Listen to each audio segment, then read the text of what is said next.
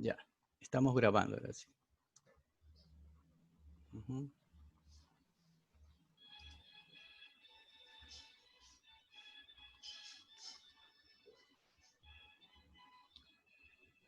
Hola amigos, con Gustavo nos conocemos hace muchos años y cada vez que conversamos se nos va el tiempo, porque podemos tratar de los temas más variados y las perspectivas más complicadas de ver el mundo, nuestra realidad y nuestra vida. Antes de cederle la palabra, déjenme presentarlo. Gustavo Flores Quelopana es un filósofo peruano, es poeta, narrador, novelista, conferencista y editor. Más que filósofo académico, es un pensador. Sus obras van más allá de temas estrictamente filosóficos, para abarcar toda la realidad política, social, económica, cultural, poética y religiosa. Es miembro de la Sociedad Peruana de Filosofía, de la cual fue presidente, al igual que de la Sociedad Internacional Tomás de Aquino. Pertenece a la Sociedad Internacional Antenor Orrego, es miembro honorífico del Colegio de Profesores del Perú, de Lambayeque, y uno de los fundadores de la Sociedad Andina de Estudios Kantianos, y animador de varios cenáculos de filosofía. Fundó en 1986 el Instituto de Investigación para la Paz ICSIAL, institución con la cual realiza una ingente labor cultural y editorial. Entre sus obras podemos citar El imperio posmoderno del hombre anético, Vida más allá de la muerte, Hermenéutica remitizante y filosofía mitocrática, El universo sin sombra, la teoría cosmológica del neutrovacío, reflexiones sobre el modelo del universo del vacío cuántico fractal de Enrique Álvarez Vita. Los peruanos, ¿por qué somos emprendedores sin ser innovadores? Kant y la revolución burguesa, etcétera, etcétera, etcétera. Sin más que decir, le damos la bienvenida a nuestro amigo Gustavo. Gracias por la presente entrevista.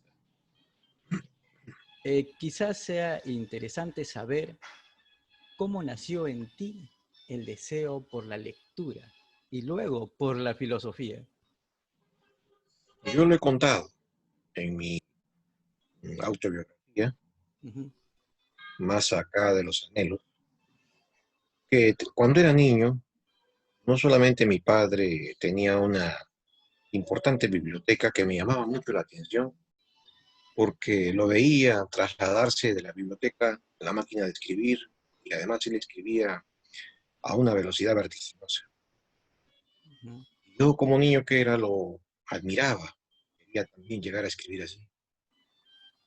Pero cuando él se iba, salía de la casa, uno de mis juegos era abrir su biblioteca y jugar con los libros de él. Pero no construía torres, sino abría los libros y indagaba qué significaban esos símbolos, esos jeroglifos que no podía yo entender. Claro. Poco a poco aprendí a leer, hice mi primera lectura al Colegio San Andrés, ingresé en el primer puesto y como obsequio y premio por el ingreso mi padre me regaló una biblioteca personal para mí, pero una biblioteca dotada de libros y enciclopedias que eran entendibles para un niño de 6 años. Antes de ello, recuerdo también que mis tías, mis hermanas, mi madre, para que yo duerma, me leían. Entonces yo creo que el amor a la lectura, el amor a los libros, nace de un ambiente que me fomentó mirar los libros, la intriga de las cosas. Entonces tú dirías de que estar en ese ambiente de libros motiva, ¿no? ¿Y cómo Sí. podríamos motivar en estos momentos a los niños, a los jóvenes que ya muy poco leen? Bueno, en mi tiempo no era tampoco fácil, que existía la televisión. Y además existía una programación que no existe hoy día, que se llamaba programación apta para todos. Ya. Entonces los niños sabíamos a la perfección a qué hora prendíamos la TV y encontrábamos a Popeye, Astro Boy, y también nos seducía la televisión. Hoy es doblemente difícil. Es doblemente difícil porque no solamente tienen la televisión, el cable, sino tienen el celular, el internet, la laptop, la computadora, y les absorbe mucho tiempo, les quita mucho tiempo, trae demasiado. Entonces, hacer hoy día un fomento de la lectura es realmente titánico, tanto que muchos están hablando de la muerte del libro. Ya recordar a la Galaxia de Gutenberg, ese famoso libro, que algo así avisoraba. Pero en realidad no es una tarea imposible, porque de lo contrario se habrían extinguido los intelectuales, y eso no ha sucedido. Yo creo que todavía sobrevive un núcleo de personas que están acostumbradas a leer y a incentivar con el ejemplo, porque la lectura no se impone, la lectura se aprende con el ejemplo. Parte de ello tiene que haber una predisposición del carácter, que incline hacia la vida meditativa, hacia la reflexión, hacia la observación. No va a ser fácil enseñar a leer ni amar a los libros a una persona hiperactiva, dada sobre todo al ejercicio físico, dada a la distracción. No, es una tarea realmente bastante difícil. Pero no todos somos así. Hay caracteres que tienen predisposiciones para la vida intelectual. El flemático lo tiene. El Ahora, colérico también lo tiene. sobre todo ahora que hay también libros electrónicos, ¿no? Pero el libro electrónico tiene muchas dificultades en el manejo, sobre todo para un análisis intelectual. No hay nada como el libro físico, porque permite trabajar el libro, lo conviertes en un escritorio, donde ahí están tus apuntes, tus resúmenes, tus reflexiones, pasan los años y vuelves al libro, lo vuelves a reflexionar, vuelves a apuntar. Eso no se puede en el libro electrónico. Claro. ¿Y Pierden tú has la llevado fluidez. una cuenta de cuántos libros has leído? ¿No? Pero sí llevo una cuenta de cuántos libros leo anualmente.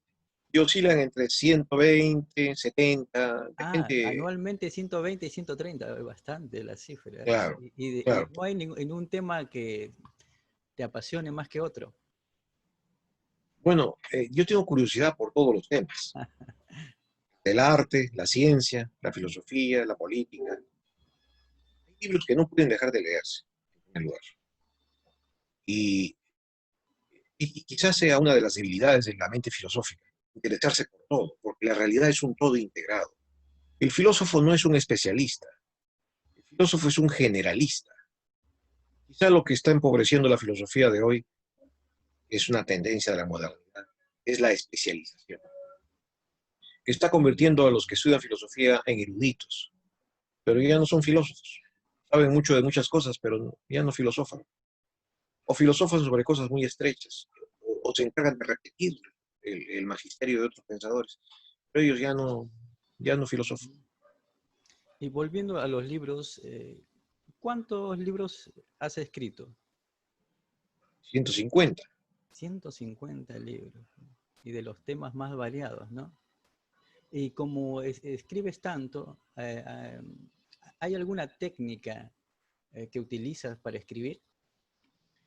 Hay, una, hay un refrán que dice, el que mucho lee, tarde o temprano escribe.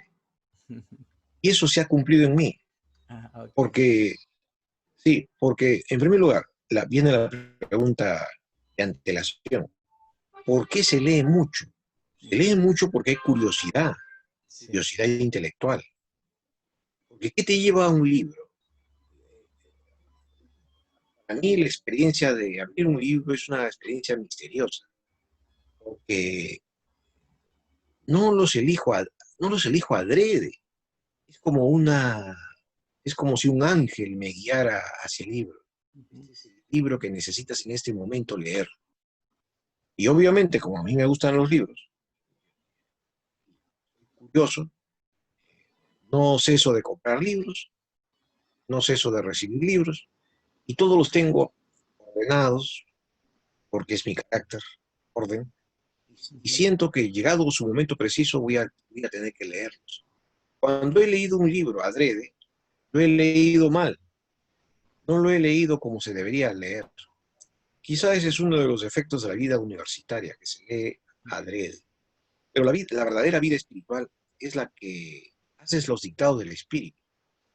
Es Bueno, porque el espíritu curiosamente te lleva a ese libro. claro, algo que me llama la curiosidad que has dicho, no he leído cómo se debe leer. ¿Cómo se debe leer un libro? Sí. Eso yo lo descubrí tarde.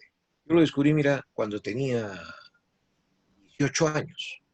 Y no es que no haya abierto ni leído un libro hasta los 18 años, eso no es cierto. Ujú, Pero justamente porque había leído libros, me di cuenta de que no me acordaba de lo que había leído.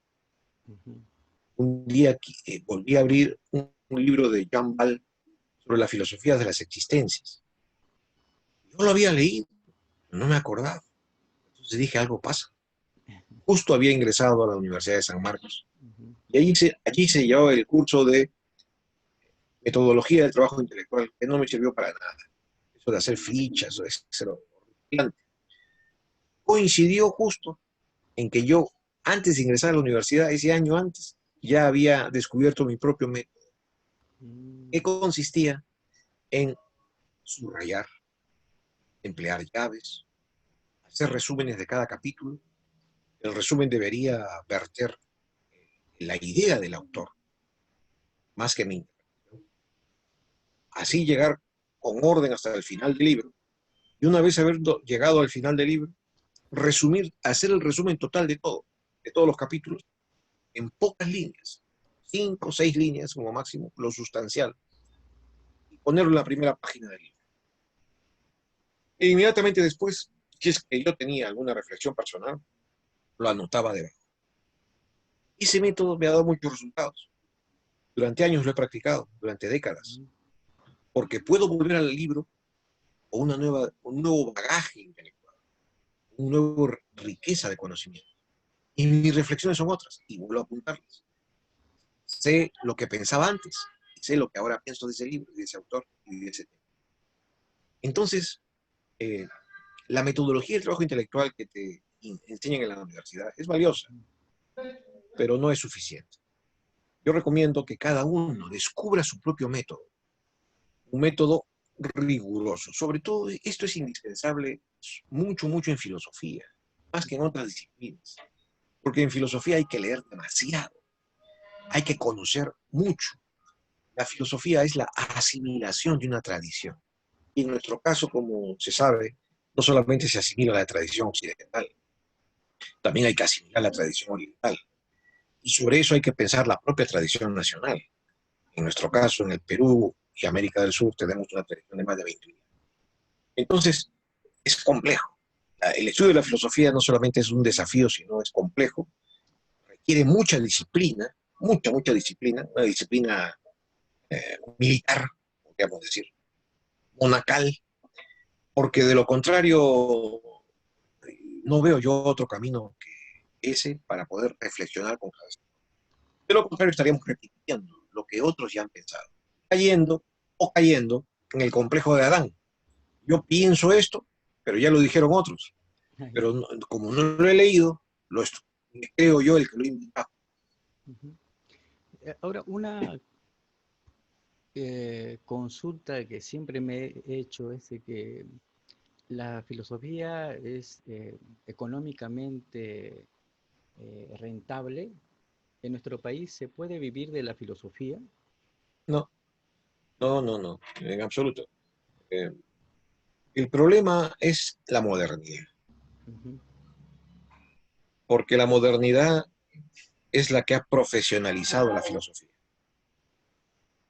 Los filósofos de antes no eran profesionales, eran por vocación y por discipulado. Los albores de la propia modernidad, los filósofos tampoco eran profesores. Leibniz, Hume, Pascal, no eran profesores de filosofía, se dedicaban a otra cosa, a la diplomacia, etcétera, etcétera. Pero cuando la el pensamiento científico técnico se ha integrado en la modernidad. Entonces, esta ha obligado a una especialización. La tendencia es irrefrenable en la modernidad. Y esto va de la mano con el peculio económico, lo cual se ha convertido en un verdadero estigma. Porque qué triste es aprender a filosofar y enseñar filosofía o filosofar a cambio de un salario.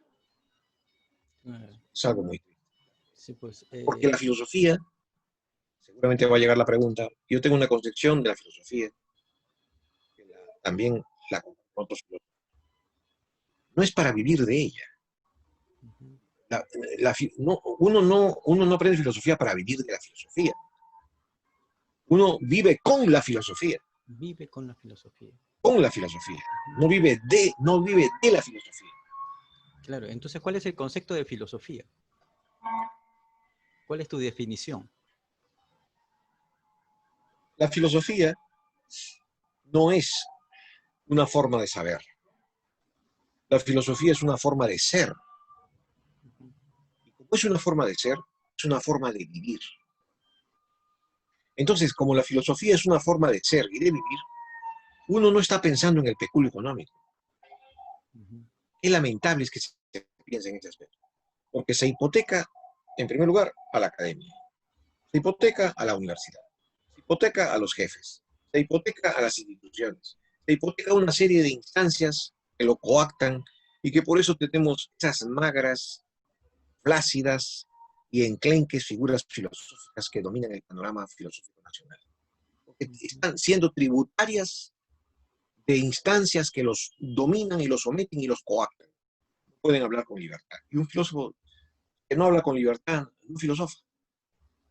Entonces, la filosofía es una forma de vivir y de ser. No es una forma de saber, porque el filósofo no estudia filosofía para ser sabio, ni para tener éxito, ni para tener riqueza. Pero cuando una universidad te paga 8.000, 15.000, 20.000 soles por enseñar clases de filosofía, ya empieza a corromperse la filosofía. Allí ya no prima la filosofía. Priman los encargos que te hace esa universidad a cambio de un dinero para que tú sigas enseñando y sigas haciendo lo que te ha encargado. Ya, ahí la universidad se envilece. La filosofía actual se está envileciendo. Pasos acelerados y agigantes. Sabemos que fuiste presidente de la Sociedad Peruana de Filosofía y también 2 veces presidente de la Sociedad Tomista. ¿Qué experiencia te ha dejado esto? Bueno, ser presidente de la Sociedad Peruana de Filosofía, en primer lugar, me dejó la experiencia de la sed filosófica que existe en todo el Perú. La admiración por la filosofía. La gente quiere escuchar a filósofos, quiere conocer a filósofos. Tenemos figuras filosóficas, tenemos promesas filosóficas, sí las tenemos, pero la limeñización de la Sociedad Peruana de Filosofía, el centralismo de la Sociedad Peruana de Filosofía, se ha convertido en un verdadero obstáculo para ello. Y esto no es una crítica a Paco Mironzada, pero la filosofía necesitaba descentralizarse. Y por eso, en mi gestión se crearon seis sedes regionales. ¿Y qué pude constatar? Pude constatar que había gran entusiasmo de las sedes. Incorporé a gente joven y prometedora, con obra publicada, con carrera por delante. Depende de ellos hacer su cambio. Yo solamente les he dado un estímulo. De ellos depende. Vamos a ver si dan frutos. La cosa es de que esa experiencia en la Sociedad Peruana de Filosofía también me dejó sin sabores. Por ejemplo, me trataron de presionar para que incorporara a personas que solamente escriben en revistas y nunca en libros. Yo encuentro allí uno de los síntomas de la distorsión de la vida académica. Porque, obviamente, hay una distancia sideral entre escribir un artículo y escribir un libro. En un libro, la persona se compromete con lo que dice. En un artículo es una cosa ocasional. Pero tenemos la desdicha en el mundo entero de que el sistema universitario se ha dejado sojuzgar y someter a las revistas indexadas. ¿Y quiénes manejan las revistas indexadas? Dos corporaciones multinacionales que trafican con esos encargos. Y las universidades dan más puntuación a esos artículos indexados que a libros. Imagínate cómo se ha invertido la figura del trabajo intelectual en la propia filosofía. En otras palabras, se están aplicando criterios de ciencias duras a las humanidades. Y eso está provocando un verdadero desmoronamiento de las humanidades y de la filosofía. Entonces yo obviamente no acepté, me resistí. Y mi decisión fue incorporar a personas con obra publicada, así sean jóvenes. No interesaba ni el lugar, ni la raza, ni la creencia, ni la postura filosófica.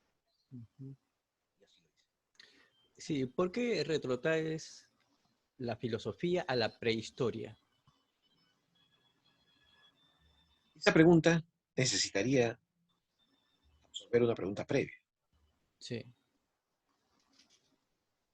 Por, porque la filosofía tendría que ser una determinada acción y actividad. Poderse retrotraer a la prehistoria. Porque cuando vamos de la prehistoria, estamos hablando todavía del hombre.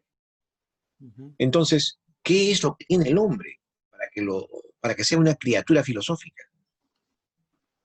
El hombre tiene en su condición existencial la característica de hacerse preguntas de carácter fundamental y de límite, preguntas últimas.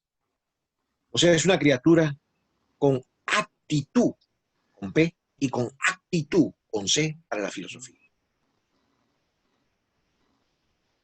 Es por eso que,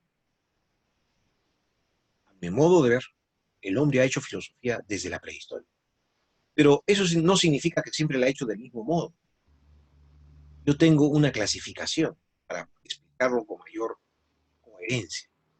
Obviamente, el hombre de la prehistoria no pudo haber hecho filosofía como lo hacían los griegos. Pero el hombre del neolítico, de la revolución agrícola, o sea, de hace 10.000, 15.000 años, tampoco pudo haber hecho filosofía como la hizo el hombre prehistórico.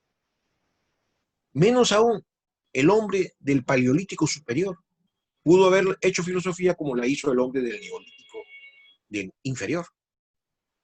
Eso me llevó a una serie de observaciones y a una clasificación del desarrollo mismo de la filosofía.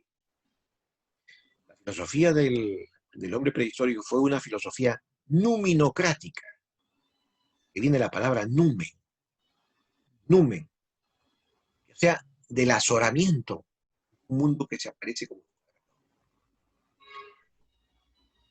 La filosofía del paleolítico inferior es la filosofía chamánica mitocrática. No, todavía no es mítica, sino mitocrática.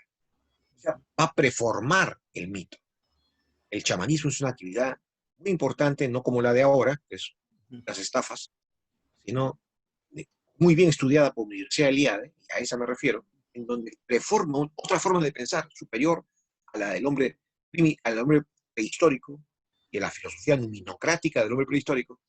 El chamán de aquel paleolítico inferior es un salto superior y cualitativo, en donde va a reformar el mundo mitomórfico del chamanismo, la mitomórfica.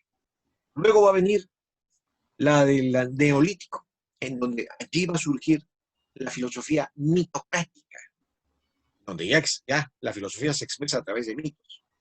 Claro. Para luego, con los griegos se opera una cuarta revolución, es la revolución de la filosofía logocrática, de logos, pensamiento racional, por el principio de contradicción y de identidad, de tercio. Entonces, eso me llevó, ¿qué me llevó? Concebir la filosofía como una condición existencial del hombre. La filosofía es una condición existencial del hombre, entonces no solamente se limitó a los griegos. Grecia no solamente fue la medida de toda filosofía posible, no tendríamos que dar explicación de lo que hay mucho más atrás, porque la humanidad es un fenómeno que va mucho más atrás. Otra de tus propuestas es la hermenéutica remitizante. ¿En qué consiste? Claro, una vez propuesto la filosofía mitocrática, que lo propuse a contrapelo de la crítica al, al logocentrismo que había efectuado la filosofía postestructuralista, con Derrida, Luz. Entonces me di cuenta que si estos señores decían que Occidente estaba en la crisis que está por abusar del criterio logocéntrico, o sea, había sido Occidente logocrático, entonces me puse a pensar, si yo sostengo que la filosofía es una condición existencial del hombre, lo que hubo antes fue la filosofía mitocrática, logocrático, mitocrático. Hubo filosofía mitocrática.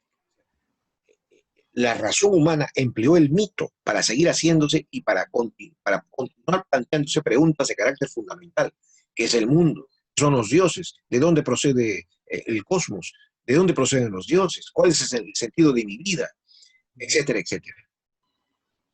Entonces, allí radicaba un nuevo tipo de hermenéutica, porque si vemos el desarrollo de Grecia para adelante, Ya. el mundo, sobre todo desde la edad moderna, ¿qué consiste la edad moderna? La edad moderna consiste en el rechazo tajante de la metafísica de las esencias y de la metafísica trascendental. ¿Para sustituirla con qué? Para sustituirla con la metafísica del percipi, de lo fáctico, lo empírico, el empirismo radical. Este empirismo radical llevó a un tipo de pensar, o sea, a un tipo de interpretación, o sea, a un tipo de hermenéutica, que es una hermenéutica desmitizante, que tiene quizás sus máximos exponentes en Marx, Freud y Nietzsche. Ujú. Una hermenéutica desmitizante. Bueno, pero eso será pues quizá la enfermedad del mundo moderno. Pero no tiene que ser la regla para entender toda la humanidad y toda la hermenéutica. Ujú. La filosofía mitocrática me llevó a plantearme que si Occidente está en crisis, sobre todo es una crisis de la razón, es porque ha abusado del principio del racionalismo. O sea, ha abusado logocráticamente de la razón. O sea, ha abusado de la hermenéutica desmitizante y ha quitado al hombre lo fundamental, el sentido de lo espiritual. Ujú. ¿Qué hay que hacer para recuperarlo? Entonces, hay que pensar en un nuevo tipo de hermenéutica. ¿Cuál sería este nuevo tipo de hermenéutica? La hermenéutica remitizante. Hay que remitizar nuevamente la razón. O sea, hay que conciliar la razón con el mito. Un desafío, obviamente, un desafío epistémico. Claro. Yo tengo un libro sobre ello. Ujú. Pero precisamente has hablado sobre lo que sería esta categoría hermenéutica, ¿no? Que ve varios aspectos de nuestra realidad. De repente también más adelante has hablado sobre lo que es una categoría del hiperimperialismo, Sí. ¿no? ¿Eso de repente sigue después de esta categoría hermenéutica remitizante? Eh, ¿Cómo nace la categoría del hiperimperialismo? Nace a raíz de la lectura de un libro, el libro de Negri, se llama Imperio. Ya. Y allí se rechaza, para abordar el fenómeno de la globalización neoliberal, se rechazan una serie de interpretaciones. Me di cuenta de que estas lecturas adolecían de un grave defecto, un defecto de carácter epistémico, que era el no interpretar debidamente la categoría de imperialismo. Como obviamente tú sabes, en la primera etapa de mi pensamiento, salido de la universidad, no en la universidad, Ujú. fuera de la universidad, fue el marxismo. Entonces, obviamente había leído Imperialismo, fase superior del capitalismo, de Lenin. Había leído casi todo Lenin. Después abandoné el marxismo. Pero esas lecturas me sirvieron para darme cuenta de que la propia izquierda estaba anclada en un modo de pensar que pertenecía a la Guerra Fría. Y por eso que no podía entender qué tipo de mutación había experimentado el propio imperialismo para convertirse en neoliberalismo global. Entonces, al no percatarse de la mutación, porque estaba aferrado a un dogma del marxismo leninista, era incapaz de darse cuenta de que el imperialismo actual no era el de Lenin. Y no era el de Lenin sobre todo por dos, tres aspectos esenciales. Entre ellos, el carácter desterritorializado del imperialismo. El segundo, que se había convertido en un casino global. El tercero, que las multicorporaciones mundiales ya estaban desterritorializadas y tenían soberanía propia. Y cuarto, no solamente eran más poderosas que los gobiernos de los propios imperios. Y cuarto, que la riqueza ya no se obtenía de manera productiva, sino de manera improductiva. En otras palabras, habían convertido el planeta en un casino global. Estas notas son absolutamente nuevas. Y a ello le puse un nombre, una etiqueta, para poder entender el nuevo fenómeno, hiperimperialismo. ¿Cómo qué? Como la fase superior del capitalismo de las megacorporaciones privadas. Eso era algo nuevo, que no lo podían pensar los marxistas anclados en un modo de pensar antiguo. Tampoco lo podían pensar ni los de la derecha ni los del centro. Estaban hipotecados al Pero, y quizás de ahí también salió lo que tú denominas el hombre anético, ¿no? Sí, sí, sí, sí, ¿En qué consiste el efectivamente. hombre anético? Eh, Kurt Escheneider, en los años 30, escribe un libro, La sociedad psicopática, en el que habla del término anético, como aquella neurosis social en el que los individuos no distinguen el bien del mal.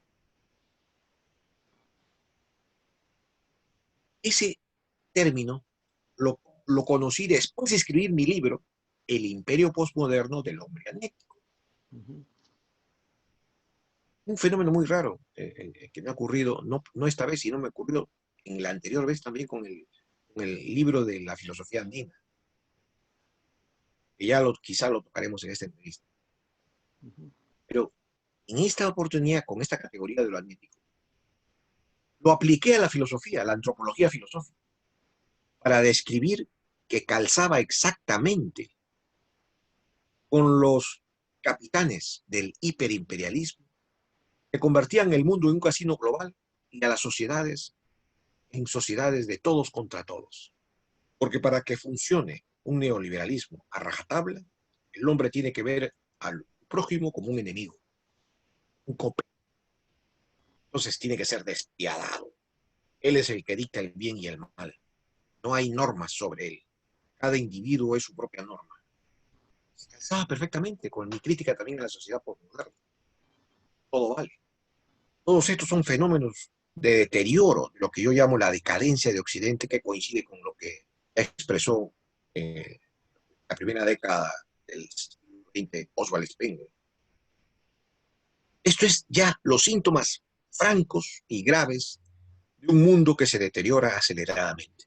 Impera en nuestro tiempo un hombre anítico, siente más allá del bien y del mal, casi como el superhombre ficticio e ilusorio de Nietzsche. Claro, ¿cómo a través de la filosofía andina llegó el concepto de filosofía mitocrática? Es muy curioso. Todas las categorías que he inventado o he descubierto, yo preferiría decir he descubierto, Ujú. porque yo no soy un historicista, yo soy alguien que respeta la historicidad. El historicista cree que el hombre inventa las verdades en la historia. El que se aferra a Claro. la historicidad tiene a un descubrimiento en la historia. Entonces, esta categoría la descubrí de manera accidental. El Ujú. primer libro sobre el tema aparece en el año 89, en el año 98, justo cuando aparece también otro libro, por eso que esas coincidencias raras, Ujú. el de Esterman, de Filosofía Andina, que no lo había leído, porque yo publico el libro más o menos en agosto, y el de Esterman lo leo, acá lo tengo fichado, Ujú. lo leo más o menos en octubre, noviembre. Entonces, yo publico el libro Eurocentrismo y Filosofía Prehispánica. Ya. Primero descubrí la categoría de eurocentrismo, Ujú.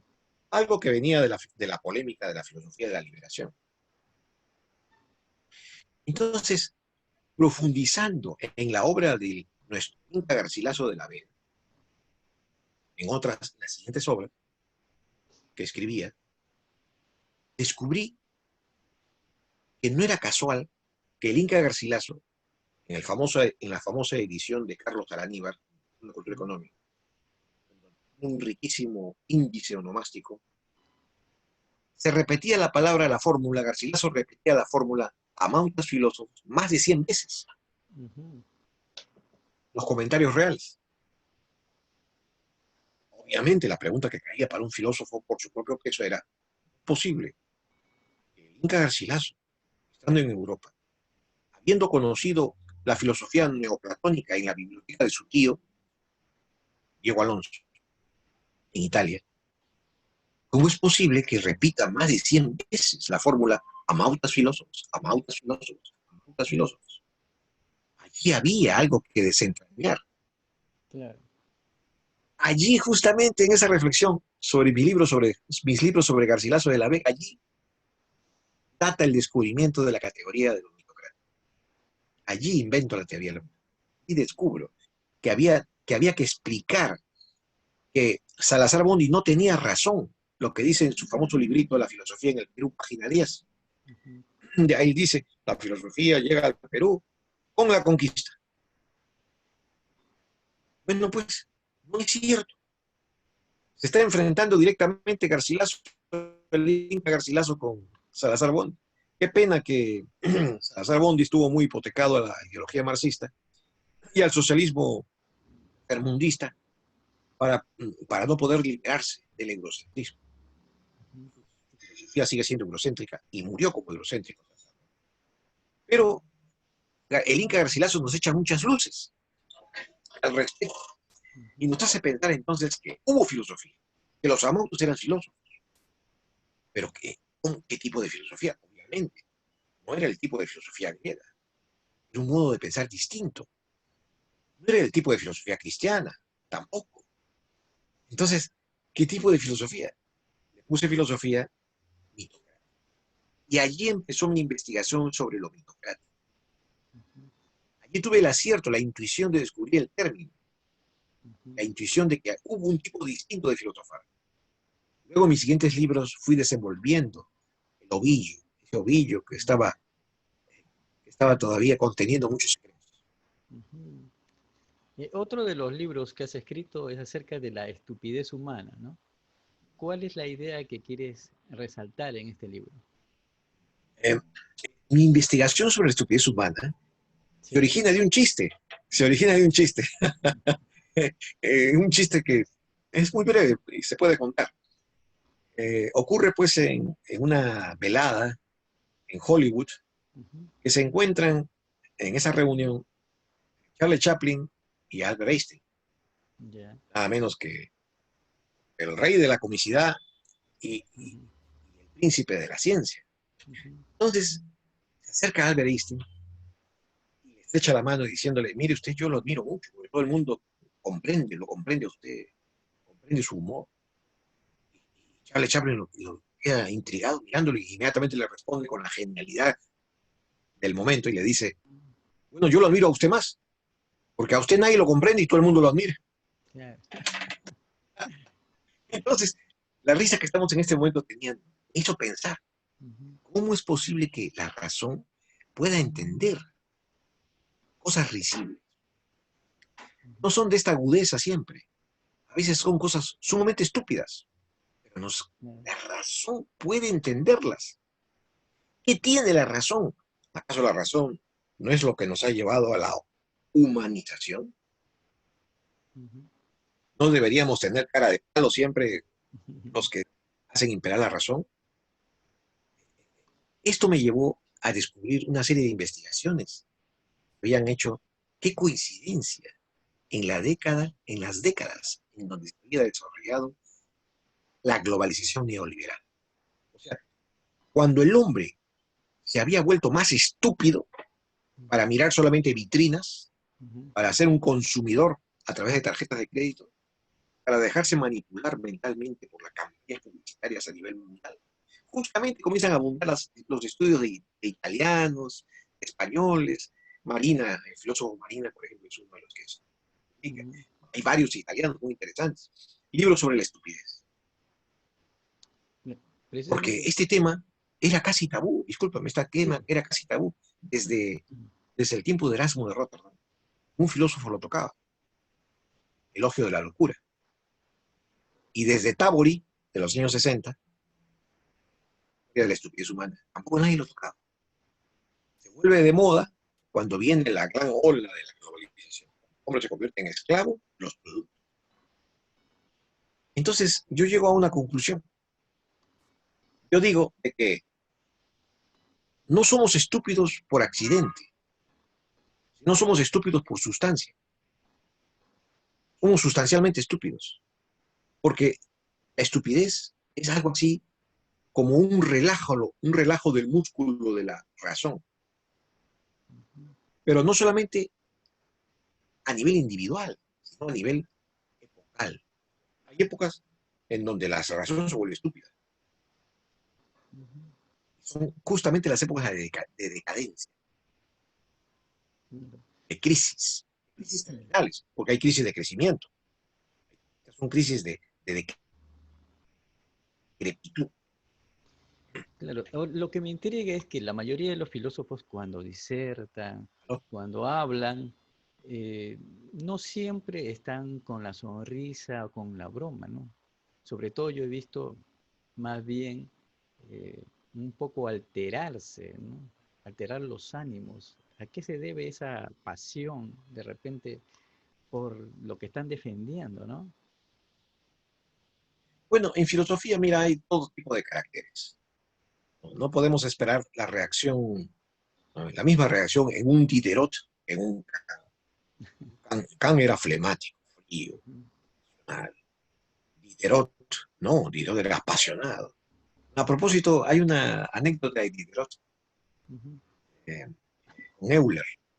Ambos eran invitados por la reina de Rusia, la reina Cristina, la emperatriz Catalina.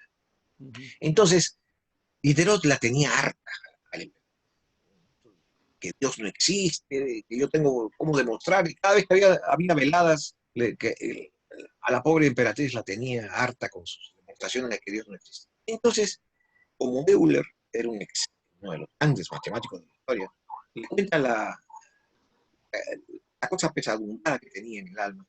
Y le dice, ¿no puedes ayudarme a decir algo para que no me esté molestando Diderot? Claro, no te preocupes. Esa noche, aquí hay reunión, lo voy a poner en su sitio. Algo así le dijo. Entonces, ujú. viene la vela y le dice, A más B sea al cuadrado. En conclusión, Dios existe. Diderot dice que se quedó pasmado, se quedó al helado. Y no sabiendo qué decir, salió de la velada. Al día siguiente, se escuchó por toda la corte de que Diderot había huido de Rusia. Recientemente has publicado un libro sobre Hegel y otro sobre Kant para explicar el fenómeno de la modernidad. ¿Por qué ese interés sobre estos pensadores? Bueno, son dos grandes figuras de la filosofía moderna en el que se expresa el dramatismo hondo, en el que se debate la razón de la modernidad y que reflejan lo que está sufriendo la razón. Ujú, Kant, ¿qué representa? Kant representa un subjetivismo, mientras que Hegel, ¿qué representa? Una reacción romántica, aparentemente a favor del espíritu. Pero ambos, en estos estudios, en diferentes libros, demuestro de que son profundamente modernos. son parte del drama que padece, está sometida a la razón. Entonces, para mí era muy importante explicarme la apoteosis prometeica de la razón en Hegel Ujú. y la estrechez subjetivista que padece la misma razón en manos de Kant y que señalan el destino que estamos viviendo de la crisis de la razón en la propia modernidad. Eso es que estudié, además ahora este año, 2020, Sí. cumple los 300 años del natalicio. Ujú.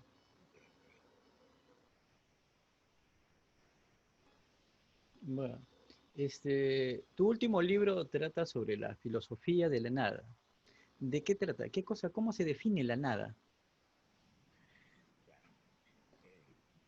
La nada es un tema realmente apasionante Ujú. del pensamiento filosófico. No vamos a ir muy atrás, sino simplemente vamos a recordar Platón.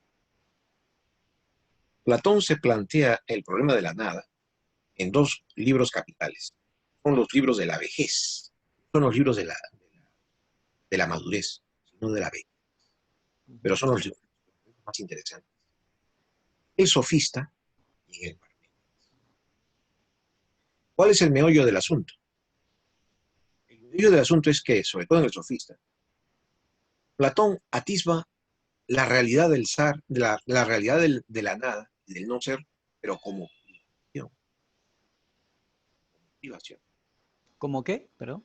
como privación, Privación. sí, Privación. privación. Ajá. Es decir, a través de ese concepto rosa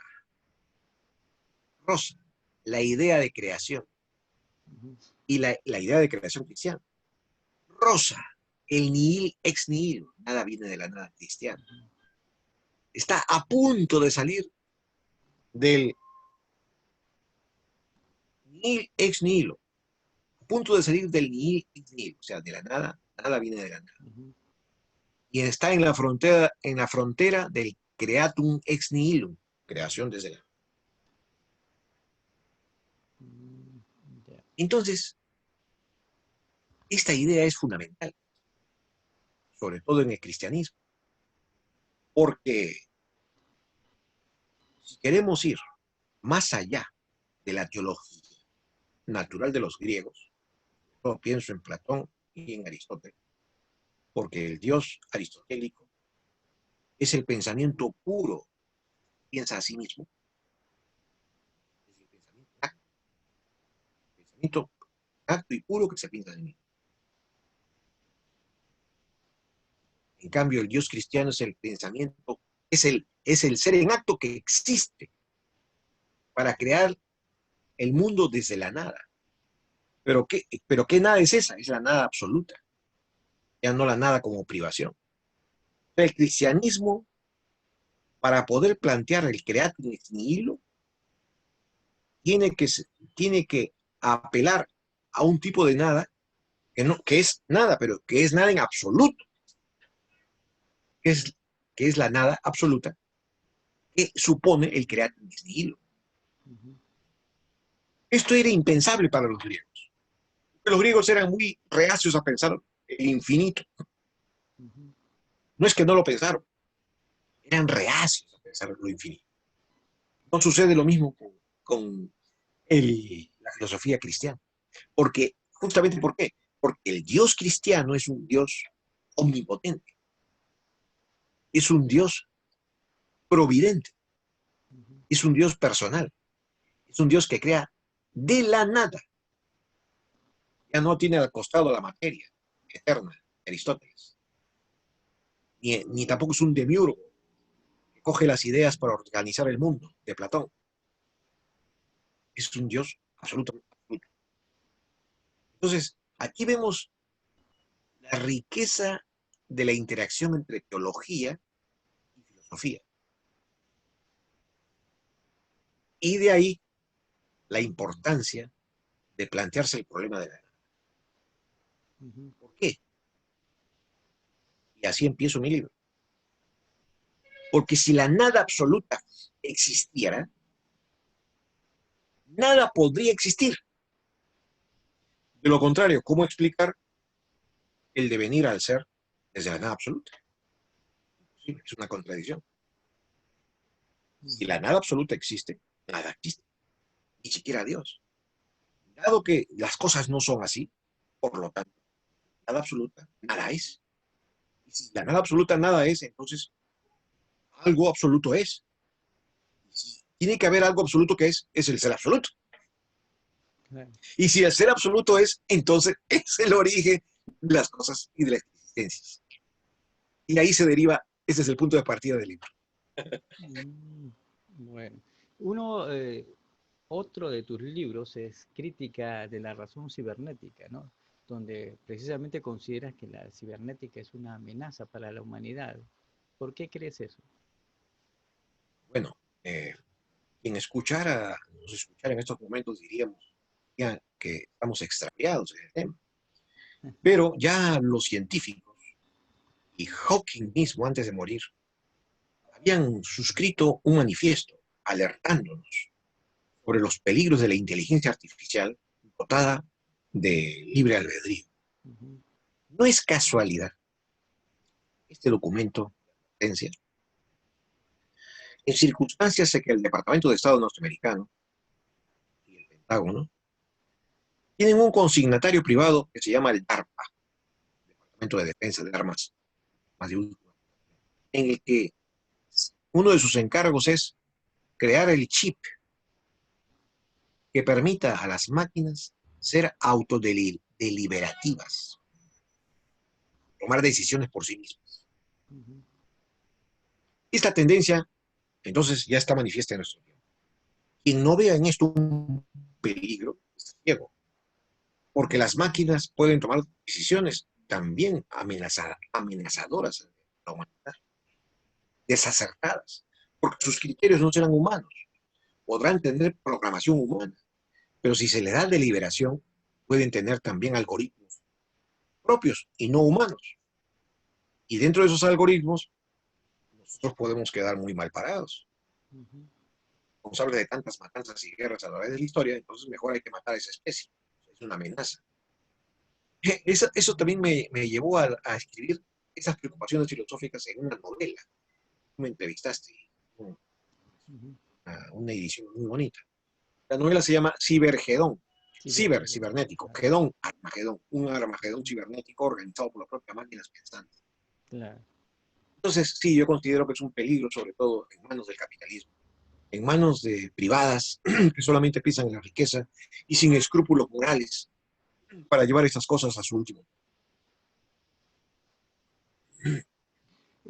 Aquí en el Perú también se hace bastante filosofía y tenemos de todos los órdenes. ¿Cómo ves tú la filosofía aquí en el Perú? Bueno, nuestra filosofía sigue siendo periférica, no es una filosofía central. ¿Y por qué periférica? Porque sigue siendo seguidora del magisterio norteamericano, del caso del magisterio europeo, del caso de la fenomenología, de la hermenéutica, del posmodernismo, de la filosofía inglesa, la filosofía analítica. La filosofía de la liberación y la teología de la liberación tratan de ser una expresión auténtica de este esfuerzo por liberar nuestra subregión del magisterio extranjero. Yo creo que es un esfuerzo muy noble, hay que apoyar y contribuir. Ya hay sinceros esfuerzos para liberarlo del yugo que se tiene. Esto obviamente no viene de las universidades, vienen de pensadores independientes, dados. Y por ello, quizá no tengan la voz cantante, no tengan la hegemonía en los medios de comunicación. Pero hay esfuerzos nobles que hay que contribuir. ¿Yo qué añadiría a este esfuerzo? Que en realidad se necesita un nuevo concepto de filosofía de carácter neuro. En otras palabras, se necesita hacer una metafilosofía de la filosofía misma para poder realmente liberarse del yugo anglosajón y del yugo eurocéntrico. parece que en algo he contribuido con mi pensamiento. Mm. En estos momentos, ¿qué otras obras estás pensando escribir? Es muy difícil decirlo, porque brotan de manera inesperada, de lecturas, de apuntes. En la ruta del pensamiento es muy misteriosa. No obedece a una deliberación en mi caso. Yo no escribo con un plan. Ujú, Van brotando en el camino, van brotando como lo que le gusta decir a los franceses. Hay un duende que te toca, que te sopla. ujú, Eh, o hay un daimon socrático. Y me gusta más seguir ese daimon o ese duende. ujú. Sí, hay una Porque pregunta, sí, que me hizo el amigo Julio Rivera, ¿no? Que ¿cuándo te la precisamente hizo? ¿Cuándo te la ha hecho? la semana pasada, ¿no? Y me preguntó, eh, dile a Gustavo, ¿qué piensa del himno nacional actual? Bueno, los cuestionamientos al himno nacional actual ya tienen data. Así que nuestro estimado Julio Rivera Dávalos con sus investigaciones se inserta en esa tradición. Y Ujú, yo creo que es importante darle el verdadero valor a estas transformaciones, porque responden a a un elan de carácter espiritual que reclama su actualización. En ese sentido, me parece la tarea de Julio y la tarea de aquellos que batallan por la renovación de las letras del himno, que es no solamente histórica, sino que es valiosa. Porque una cosa es la tradición y otra cosa es el tradicionalismo. La tradición se respeta, pero también se la actualiza. En cambio, el ser tradicionalista es ser congelado en el tiempo.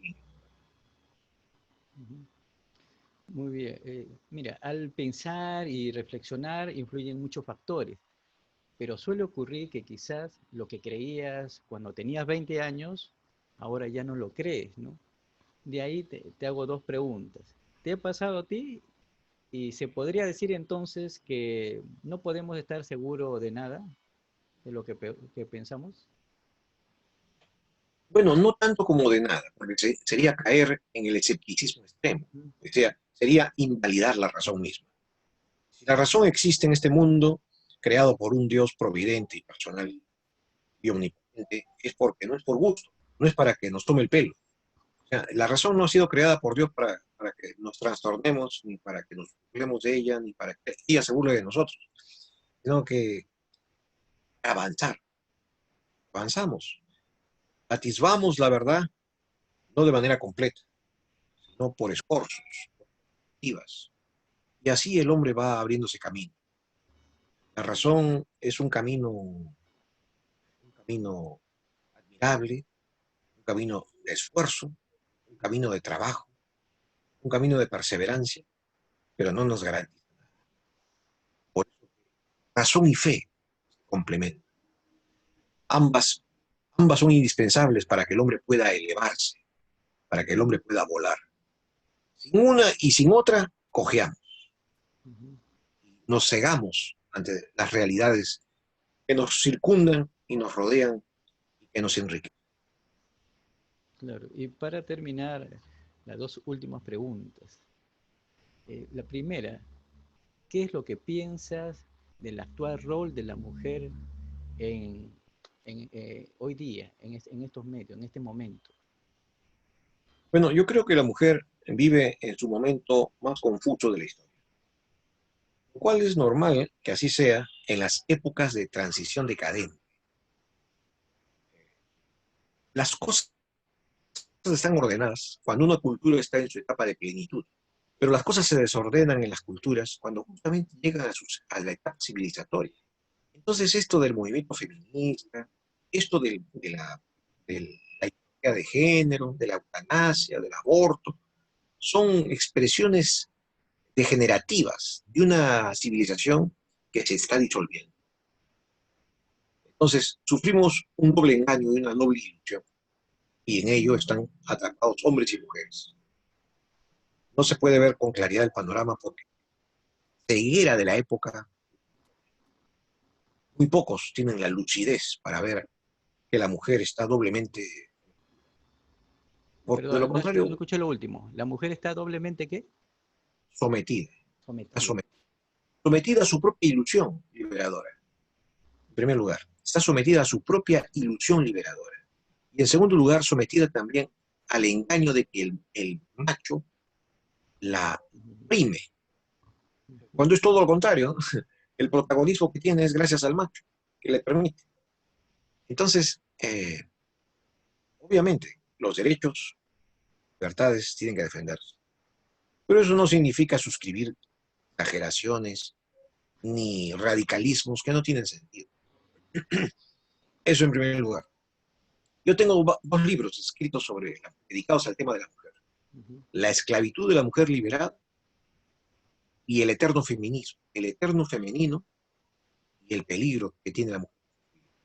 ujú, No ha habido otra civilización tan antifemenina como la presente. En primer lugar, defendiendo los gays, promoviendo el homosexualismo en el hombre y en la mujer. Eso es profundamente agresivo contra la mujer, sometiéndola a rigores laborales que están subsalariados, sobreexplotados, cuando ella tiene verdaderamente su lugar en la formación de los hijos.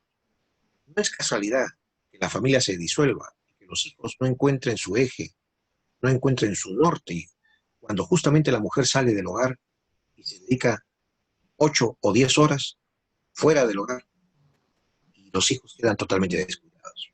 ujú. Yo creo que acá hay cosas muy graves que no son solucionables dentro de la lógica del capital de esta civilización.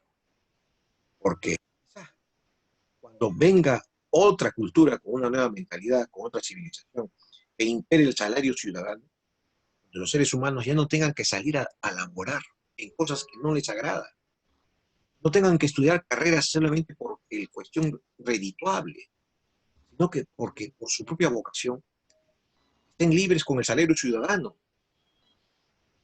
Porque son ciudadanos, su derecho de recibir un estipendio por existir como seres humanos, es, libres de trabajar en cosas que no les gustan y de estudiar cosas que les desagradan. Entonces estaremos hablando quizá ahí recién de una civilización nueva, como la que quería Marx. Todavía vivimos, decía Marx, la civilización de la esclavitud. Tenemos que tener una civilización de la libertad. El capitalismo está lejísimos de ser la civilización de la libertad. Ujú. Bueno, la última pregunta es, sabemos que tú eres profundamente creyente. Entonces, ¿tú qué piensas del Dios de Spinoza? Bueno, el dios de Spinoza es un dios del panteísmo. ¿Qué es el dios del panteísmo? El dios del panteísmo es un dios de la naturaleza. Mejor dicho, es la naturaleza. O sea, es lo impersonal, lo que no siente, lo que no tiene amor, lo que no tiene compasión, lo que no puede dar pautas éticas, lo que es mera necesidad. En realidad, el título de la obra de Spinoza en la que desarrolla su postulamiento es de lo más desacertado, porque ¿cómo llamar ética a un libro que sostiene un dios panteísta? No hay nada más contradictorio. Porque si todo está regido por la naturaleza, que es de carácter necesario, entonces ¿dónde queda la libertad? Porque sin libertad no hay ética. Porque ¿acaso seguir la norma de la naturaleza, lo que la naturaleza te exige, puede llamarse ética?